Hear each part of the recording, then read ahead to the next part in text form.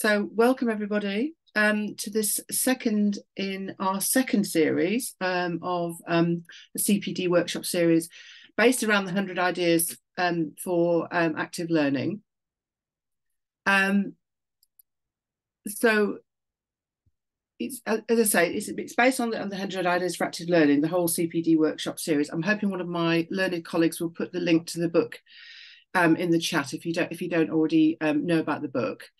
And the idea behind these, we had a series last November, which is around inclusive learning communities, and chapters from the book, ideas from the book around that. And this time we're focusing on assessment and feedback practices. So we also have, very exciting, drum roll, we have some badges as recognition for contribution to this series. So we have attendee badges, which you get by completing an evaluation feedback form at the end of the session. We have facilitator badges for our wonderful facilitators, and there is also a champion badge. And you've got a sort of representation of that here. Sorry, apologies for the, I hadn't noticed that on my other screen. So that's the aim. The aim behind the series really is to bring alive the ideas and give you a chance to sort of try them out and then think about how you might implement them in your practice. So I've already said this, but I think we've got 3 sessions, and this is the second of 3. And then we'll have a 4th session where we'll give you the opportunity to actually think about how you might implement this learning outcome. And that is to design a learning session or resource using your selection from the active learning ideas presented in any of the 3 events in the series. And we'll say a bit more about that at the session on the, I think it's the 31st of October. So I just wanted to sort of flag that there's that opportunity for those that would like to sort of take these ideas and implement them in their practice. So the badges, as I already said, there's one immediately after the workshop on completion of a feedback. There's a facilitator badge, and there's a longer term CPD, continuing professional development badge.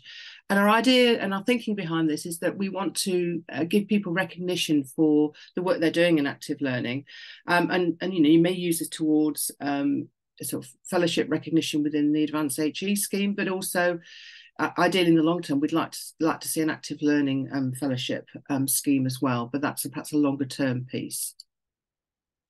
So to earn the champion badge, you need to produce an artifact or arrange an event as a result of demonstrating meeting the learning outcome of the CPD session, which we'll share with the wider active learning network. And as I've already said what the outcome is, but it's there again on the slide. So it's designing a learning session or resource, using your selection of any of the ideas presented in any of the sessions. If you come to one, you can use any of those in that session, or if you've come to more than one, and any of the sessions.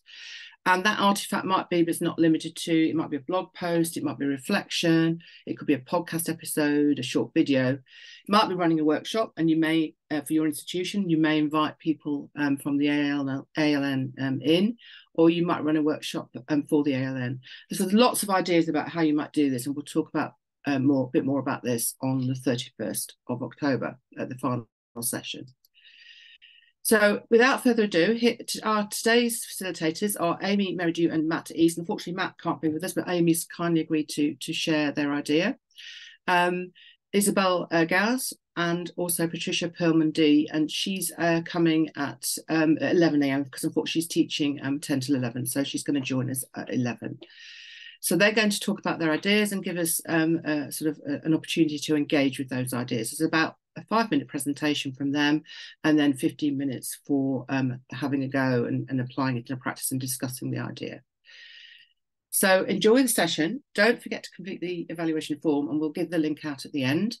And I'm going to stop sharing my screen and hand over to Aimee to share hers. Thanks very much. I'll just get my slides up.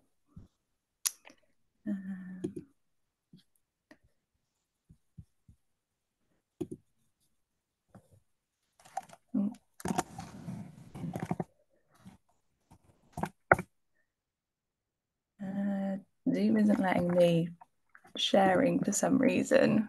Can I quickly email them? Sorry, I didn't realise that would happen. Yeah, no problem. And we can always, if you want Should we to, switch?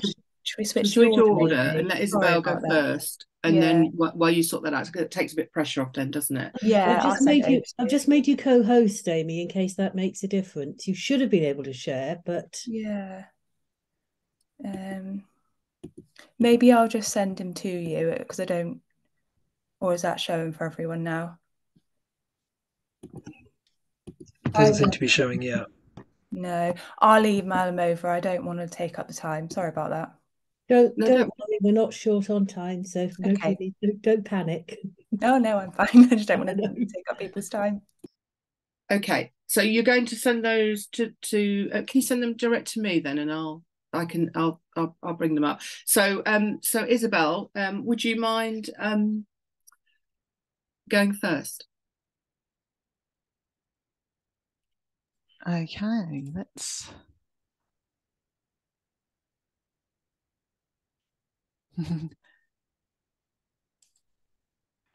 Oh, I thought I was going to have the same problem then, but no, I can share my screen.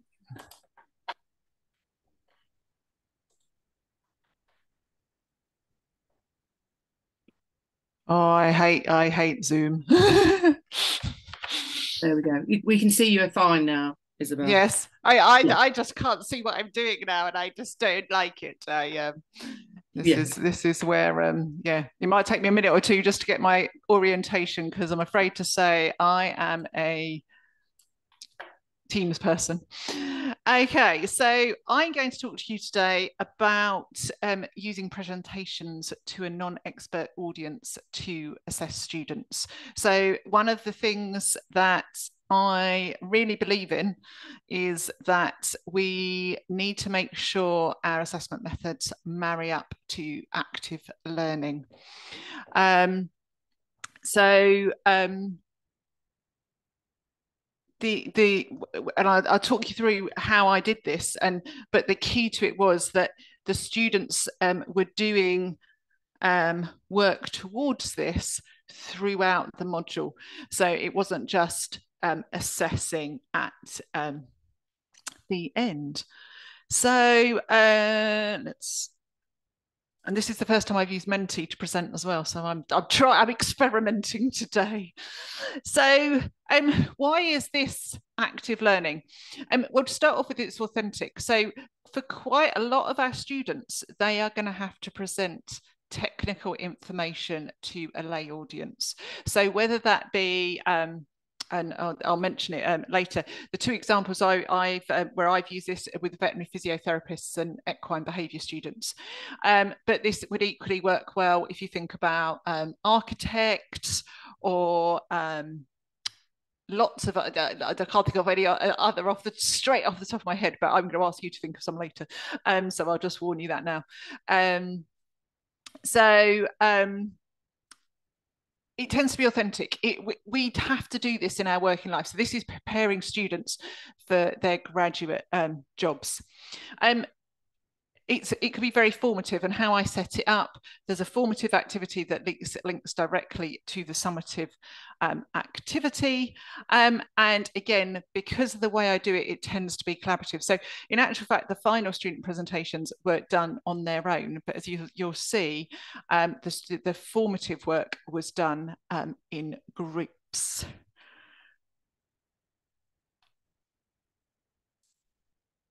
So the process, how I set it up, was the first thing that I did do some initial content delivery. This was done more in an active learning, active lecture style. So there was some delivery, lots of quizzes and other things, and getting the students to discuss things, but it was much more getting some key delivery for the first few weeks of the module.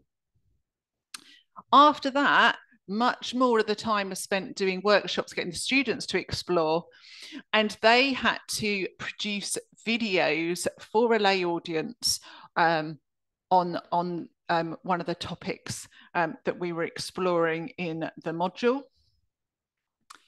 They were then able to give peer feedback. So we basically shared these videos via the VLE so that the students could give feedback to each other. What they had to really think of was, had they lost any of the technical information, but would it be understandable by a lay audience? And quite a few of you will probably already be thinking, this is such a good way of, you know, showing that students understand something. I do a lot of work with riding for the disabled, and some of my riders can answer the exact correct answer to a question. But if you start to dig deeper, they just know the answer to the question. They don't understand what they're saying. And this is a really good method for making sure the students really get what they're talking about. Much more than a traditional exam. And then the assessment of the module is via a presentation to a non-expert audience.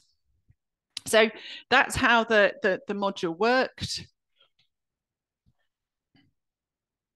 And I see that Tab's already put a link to all the sessions in the chat, so to the book.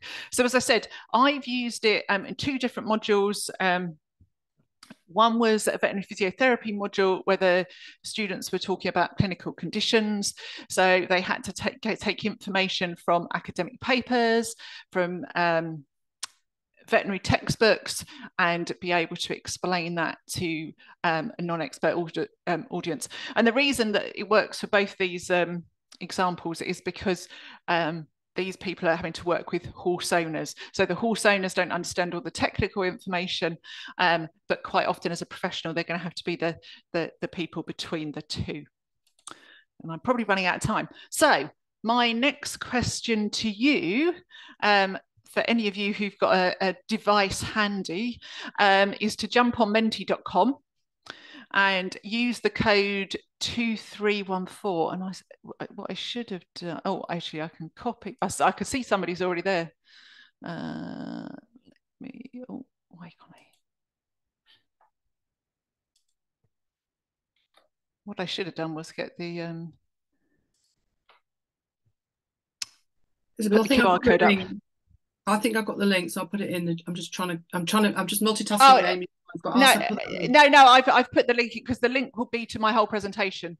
I've put the link into the actual that should take them to answer. Okay. Yeah, chartered surveyors are another one that you can naturally see that they have to be able to communicate technical information to a non-technical audience. Yeah, and teachers communicating to parents at parents' evening, another excellent examples. Again, nurses are going to quite often be that conduit between a doctor saying very technical information and the patients being able to understand it. Absolutely. Yeah, so, oh, brilliant examples here.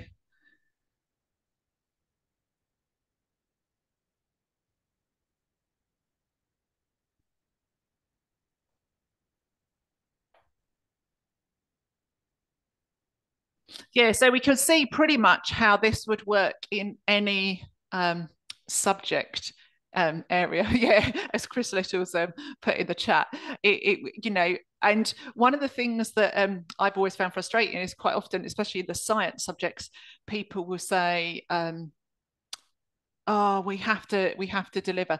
And as I said, I did have to do a little bit to start off with, but actually the students learnt much more by using this sort of method. So we move on. So what I want to do, yeah, and Tab's put in the chat, I see it could be used in any discipline. Some might require more creative thinking than others. Yeah, and I think you're absolutely right. So we are going to go into breakout rooms. Now, if you want to choose a different topic that you want to, so as I said, for the students I work with, what they had to do was, yes, I'm going to share we'll share the Padlet link in a moment. Just bear with me. So as I said, what they had to do was come up with a video which they did for formative. And so the first bit of that process was to come up with some sort of storyboarding, some sort of planning what they were going to do.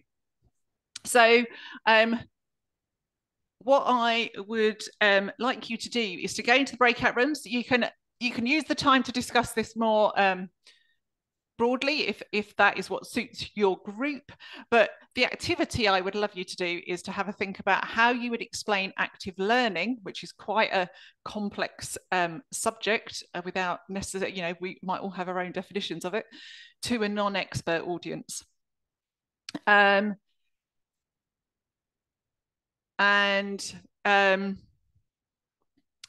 Discuss your ideas in your group, produce a short storyboard, maybe 3 slides or panes, or it could just be notes, and then share on the Padlet, which I noticed Sarah's already shared in the chat. And then after the session, go back in and take a look at some of the other people. Andrew's put on there, students explain to peers to clarify ideas is another example of explaining to not yet experts. And yeah, and that's where I think it you know, peer teaching is quite a useful technique, and trying to get, and that's where the feedback in this comes in, because again the students are working towards being experts rather than actually getting there, so they learn from looking at each other's videos as well. So is everybody clear on what the activity is? So I can see Tabs shared the instructions again in the chat. So just before we go, just because I like to use my PADI scale, this is quite often done as a check-in to see how people feel, but I quite often use this now with my students before I do an activity to see if they're clear or worried about the activity. So if you can take a look at the screen and see which one of these, hopefully not too many 2s and 3s or number 8s.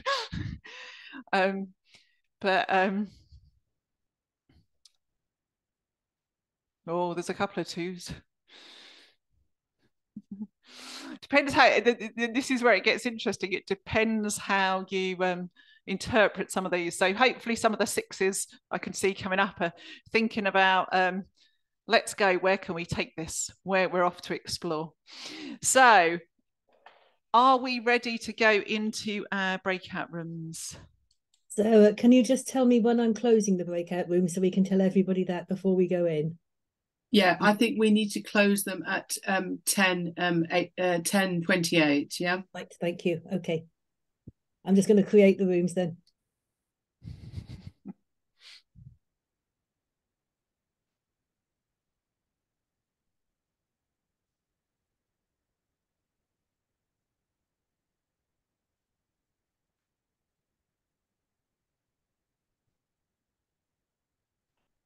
Okay.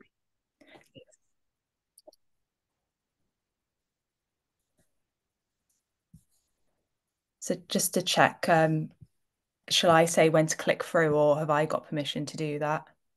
You won't be able to do that. You'll have to do a Chris Whitty next slide, please. Yeah. Thank you so much. Okay, I'll kick off then.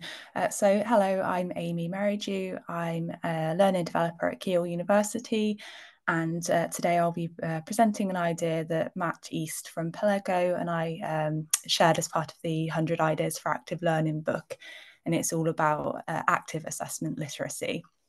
Could you share the next, go to the next slide, please? Thank you. So when Matt and I were having a conversation about what we wanted to include in the book around assessment literacies, we were focusing on the sort of common issues that tend to crop up. So firstly, we find that students and also some colleagues tend to struggle with what the assessment criteria means. So the next bullet point, please. Another common issue is thinking about, well, why do assessments actually matter for learning? And then finally, how can we support students to build their assessment literacies through active learning? So they were the 3 questions that were really sort of at the forefront of our mind when we were thinking up our idea for the books. So next slide, please. So just thinking about that final question there, what can we actually do to help students build their understanding of and familiarity with the assessment criteria and what they need to do in their assessments? We thought that collaborative annotation activities would be really useful as a way to firstly get students to actually engage with that assessment criteria, to look at the assessment briefs, to look at the marking schemes, and really to work with one another to annotate it and ask questions of it and actively engage with it. So I'll just share with you how I've actually done that in practice with students. In the chapter, we do share a few other ideas, but just for the interest of time, I'll share how I've been doing it. So I've mostly done this collaborative annotation assessment activity on Teams. I've done it with usually about 15 students per group. So if you go to click the next one, please. So the activity that they were set to do, they would be divided up into their small breakout rooms on Teams or Zoom if you're using Zoom, and they would be asked to read and review an example essay in a small group using the collaborative annotation tool Talis Elevate, and they would also have the assessment criteria with them, and they would have to review that essay based on that assessment criteria. So if you go to the next one, please. What I asked them to do, just to make sure that they each knew what their role was in that small group, they would be asked to assign one person to be the designated annotator on Talis Elevate, who would add the group's peer review comments on the tool, on the example essay. And then another person would, be the person who keeps to time. Another person would make sure that everyone's been able to share their ideas. And another person would be assigned as the person that would feed back the group's peer review comments to the whole group when we join back into the main Teams room. So if you go to the next one, please. So once they'd done their small group activity, they would then join back into the Teams room and we would have a conversation about those peer review comments. Again, linking it very directly to that assessment criteria. We would think about what the essay's done well, what its strengths were, and why, and also then what they felt the areas for development were based on that assessment criteria that they'd been provided. And then the next slide, please. And then a really crucial activity that they would do individually was some private reflection on their own feedback that they've received, again, in line with the assessment criteria and the marking brief. And really, they would be asked to identify what they felt their strengths were, whether that aligns with their markers' feedback, and also any areas for development that they could then feed forward into their next assignment. So if you move on to the next one, please. I've just got an example here just so you can see how Talis Elevate and sort of collaborative annotation works in practice in case it's new to you. So on the screen is the example essay that the students actually peer reviewed in their small groups. It is actually my assessment from when I was an undergraduate student. I didn't tell them that.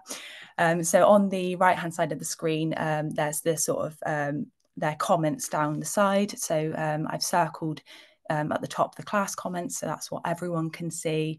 And then there's also personal notes that are very, only they can see individually. So I can't see them, they can't see one another's personal notes. But actually through this small group activity, there was just under 20 peer review comments that were generated. And you can see that students are thinking about whether the argument is clear, whether the language is formal, and they picked up on a few other things as well.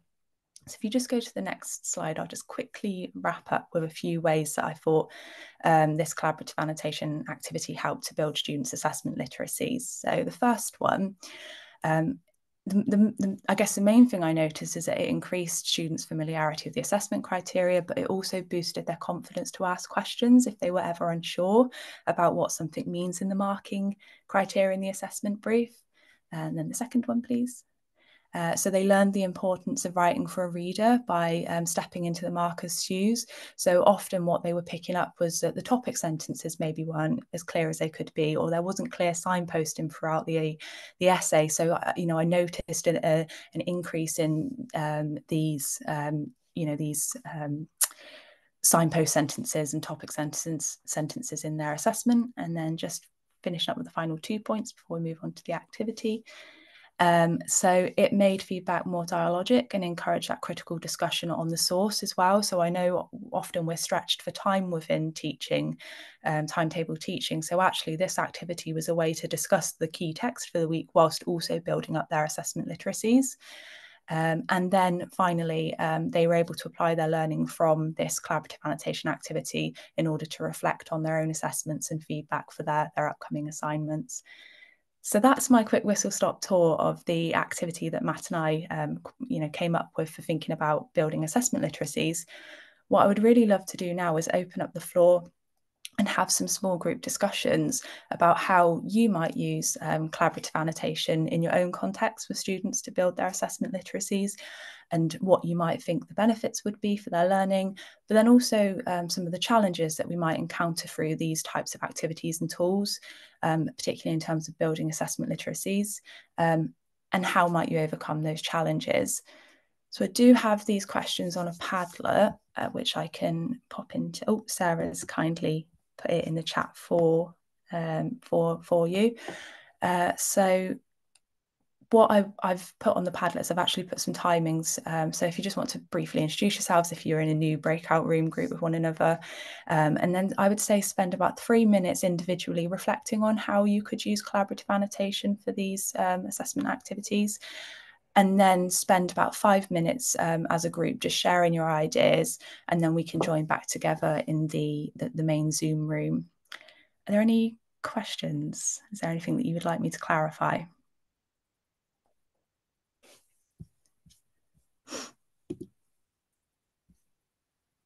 So if we say about sort of we've probably got about 13 minutes for the activity to take us to about 5 to 11. So that sounds okay for everyone. Yeah, it's absolutely fine for me. And just before we go into the breakout rooms, do we have the instructions? Yes, they're in the Padlet. They're in the Padlet as well. Yeah. Okay, great, perfect. Thank With you. the questions as well. Great.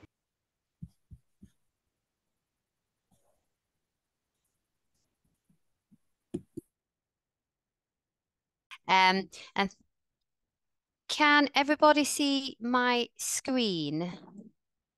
Yes, we can see it fine. Thank you. Excellent. So I'm here to talk to you first today about active engagement assessment for active learning. Now, what does this mean? Okay, so I'm just going to talk to you very briefly what it's about, and then I'm going to get you to work in groups on 2 particular exercises, and we're going to contribute to Padlets. I've got a pink Padlet and I've got a yellow Padlet, so hopefully it's clear to separate those down. And I don't think we have time, but if we have time, I'm going to tell you a bit about how I approached what you've been doing. Oh, that'll move forward. Okay, so let's talk first about what is active engagement assessment. Now, I fully appreciate I preach to a group here of people that all believe in assessment as a tool for learning, but I think there's been a lot of literature around that, and I couldn't go past it without mentioning it.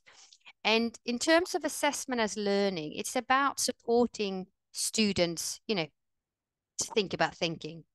And Gibson Simpson, they listed 11 conditions under which assessment supports learning. And I'm sure many of you are familiar with this, but I think the key thing here is that it's about having assessment tasks that are engaged with by the students to allocate an appropriate amount of time throughout the course, and then tackling assessments, engagement students in a productive learning. Now, we can't just, this whole discussion about over-assessing, what are we doing, and what's the appropriate type of assessment. Because personally, I found that when it comes to assessment, a simple exam, one project work, it doesn't work.